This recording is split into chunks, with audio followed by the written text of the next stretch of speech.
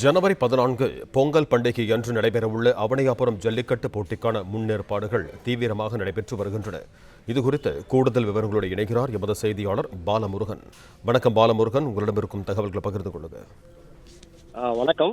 உலக புகழ்பெற்ற மதுரை அவனியாபுரம் ஜல்லிக்கட்டு போட்டிக்கு இன்னும் 3 நாட்களே உள்ள நிலையில் முன்னேற்பாடுகள் பணி தீவிரமாக நடைபெற்று வருகிறது.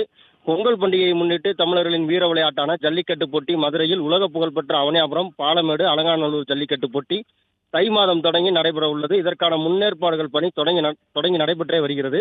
அந்த வகையில் அவனியாபுரம் ஜல்லிக்கட்டு போட்டி நடத்துவதற்காக மதுரை மாநகராட்சி சார்பாக 54,26,000 ரூபாய் ஒப்பந்தம் போடப்பட்டு பணிகள் விறுவிறுப்பாக நடைபெற்று வருகிறது. இந்த நிலையில் அவனியாபுரம் ஜல்லிக்கட்டு போட்டி நடத்துவதற்காக கால்நடை பரிசோதனை மையத்தில் தடுப்பு வேலி மற்றும் வாடிவாசலுக்கு பின்புறம் காளைகள் இருக்கக்கூடிய இடங்களில் தடுப்பு வேலிகள் அமைக்கப்பட்ட நிலையில் நேற்று முதல் முறையான தண்டவாள வாடிவாசல் அமைக்கும் பணி நடைபெற்றது. அதைத் தொடர்ந்து இன்று விழா மேடை, குடிநீர் மேடை அமைப்பது, சாலை இருபுறமும் பார்வையாளர்களை தடுக்கும் வேலி, சாலை சீரமைப்பு உள்ளிட்ட பணிகள் தொடர்ந்து நடைபெற்று வருகிறது. அவனியாபுரம் ஜல்லிக்கட்டு போட்டி நடைபெறுவதற்கு இன்னும் 3 நாட்களே உள்ள நிலையில் அவனியாபுரம் ஜல்லிக்கட்டு போட்டிக்கான முக்கிய அம்சமாக விளங்கக்கூடிய வாடிவாசல் அமைக்கும் பணி நேற்று தொடங்கி இன்றும் நடைபெற்று வருகிறது.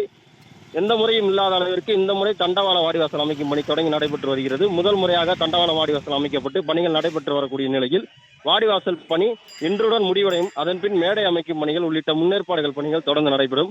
அவனியாபுரம் ஜல்லிக்கட்டு போட்டி முன்னேற்பாடுகள் பணிகள் 70% பணிகள் நிறைவடைந்த நிலையில் நன்றி பாலமுருகன், தகவல்களுக்கு.